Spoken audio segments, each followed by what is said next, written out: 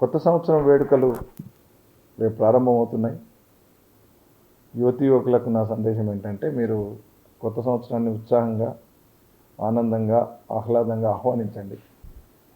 ఖచ్చితంగా ఆ సందర్భంగా కొత్త సంవత్సరం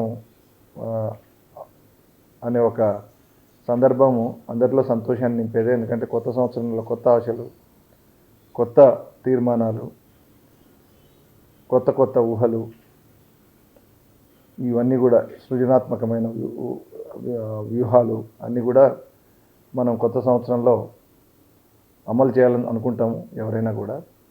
అందుకు కొత్త సంవత్సరం ఒక నాందిలాగా మనం భావిస్తాము. సో ఆ సందర్భంగా దాన్ని ఆహ్వానిస్తూ వేడుకలాగా చేసుకోవడం ఒక ఆనవాయితీ, మంచిది కూడా, తప్పేం లేదు. అయితే నా విజ్ఞప్తి ఏంటంటే, పరిమితులకు లోబడి పోలీస్ శాఖ చెప్పిన ఆంక్షలకు ఆ పరిమితుల్లోనే మీ ఆనందాన్ని జరుపుకుంటే, ఈ వేడుకలు జరుపుకుంటే అందరికీ సంతోషంగా ఉంటుందనేది నా సలహా, నా విజ్ఞప్తి. ఎవరైనా సరే ఈ పరిధులు దాటితే ఖచ్చితంగా చట్టపరమైన చర్యలు ఉంటాయి.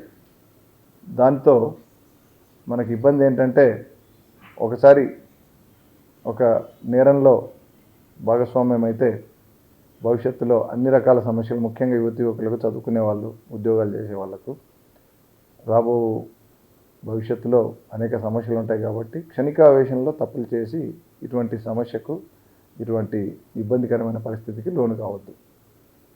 అట్లాగే pubs, restaurants and other event మేనేజర్స్కి ఆల్రెడీ మేము నోటిఫికేషన్ ఇచ్చాము. ఏ పరిమితులు ఉండాలి, దేనికి లోబడి అవి పనిచేయాలి. వేళలు అంటే నిర్ణీత వేళలు కావచ్చు. ఆ ఈవెంట్లో వాళ్ళు మ్యూజిక్ అది పెడితే దాంట్లో వచ్చే సౌండ్ ఎన్ని డెసిబెల్స్ ఉండాలి, పక్క వాళ్ళకు, కాలనీలో ఉండే వాళ్ళకి ఇబ్బంది జరగకుండా. తర్వాత ఏవి అనుమతించబడతాయి, ఏవి అనుమతించబడవు, ఏ వయసు వారికి ఆల్కహాల్ అనుమతించబడుతుంది, ఏ వయసు వారికి అనుమతించబడదు, ఇవన్నీ చూసుకుని దయచేసి అవన్నీ కూడా పాటిస్తూ, మైనర్స్ వాళ్ళు ఎవరైనా వస్తే మీకు బై వెరీ ఫస్ట్ లుక్ వాళ్ళు మైనర్స్ అని తెలుస్తుంటుంది. సో వాళ్ళకు లిక్కర్ సర్వ్ చేయకూడదు. అట్లాగే డ్రగ్స్ లాంటి నిషేధిత పదార్థాలు అయితే it's a big no. Question of supplying those things మీరు మర్చిపోండి. ఎందుకంటే అవి సప్లై చేస్తే ఖచ్చితంగా మాకు ఇన్ఫర్మేషన్ వస్తుంది. మీరు ఖచ్చితంగా దాన్ని నేరంలో భాగస్వాములు అవుతారు. అది చాలా పెద్ద నేరం.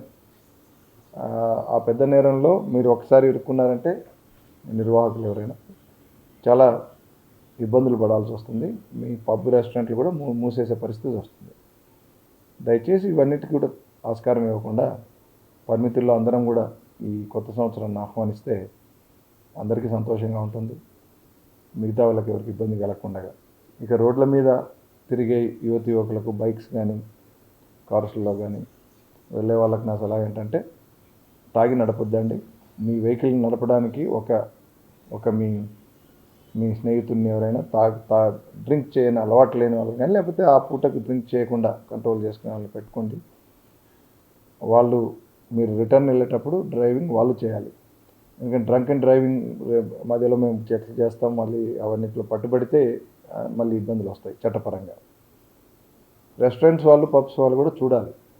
వాళ్ళ శక్తి మేరకు ఏదైనా గ్రూప్కి అందరూ డ్రింక్ చేసి ఉన్నారంటే వారికి డ్రింక్ చేయని వ్యక్తిని అరేంజ్ చేసే, డ్రైవర్ని అరేంజ్ చేసే ఏదైనా ఆ వ్యవస్థను కూడా ఒకటి ఏర్పాటు చేసుకుంటే మంచిదే. ఇట్లాంటి వ్యవస్థలు ఏర్పాటు చేయడం వల్ల మీ పబ్ ఇమేజ్ కూడా పెరుగుతుంది. తర్వాత మీ పబ్కి ఎవరైనా రావాలంటే కూడా ఇష్టపడతారు. ఎందుకంటే రూల్స్ పాటిస్తున్నారు, రూల్స్ పాటించేటట్లు కూడా చేస్తున్నారు కదా. ఇప్పుడు మైనర్స్కి ఆల్కహాల్ సర్వ్ చేయకపోవడం, ఇవన్నీ కూడా ఆ ఇమేజ్ పెరిగితే తల్లిదండ్రులు కూడా వాళ్ళ పిల్లలు అటువంటి పబ్లోకి పోతారంటే ఎవరు కూడా అభ్యంతరం చెప్పరు. మీకు తెలుసు, కొన్ని నోటోరియస్ పబ్స్ ఉన్నాయి. అక్కడికి పిల్లలు పోతున్నారంటే తల్లిదండ్రులకు తెలిస్తే ఆపేసే పరిస్థితి ఉంది ఈరోజు.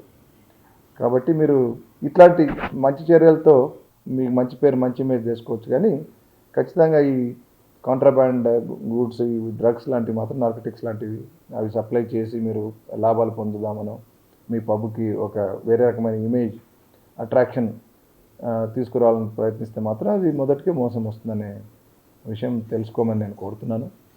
Let us all welcome new year 2024. ఈ డ్రగ్స్ మీద ఎట్లాగూ మనము రాబో రోజుల్లో ఒక అంటే ఒక కార్యాచరణ ఉంటుంది.